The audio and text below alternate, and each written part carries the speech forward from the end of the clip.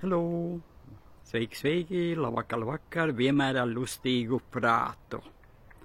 Nu tā, turpinu atkārtot to, ko jau esmu teicis. Tā, 25. maijā arī nebūs mūsu tikšanās, jo 23. maijā ir mana kāzas jubileja un 27. ir mana dzimšanas diena.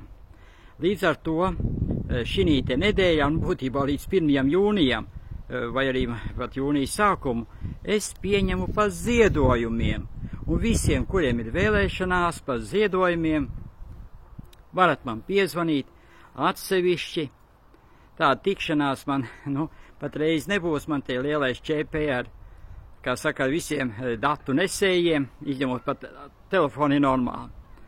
Un nav nekāda problēma. Piezvaniet, pastīsimies, kādas jums ir problēmas, tiksim galā.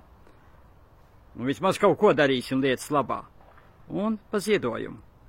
Tā kā laipni aicināti, kuriem ir vēlēšanās un kuri gaidījuši to lielo brīdi, kad varēs tikt pa ziedojumu pie šitā te džeka. Tā, pagaidām tā.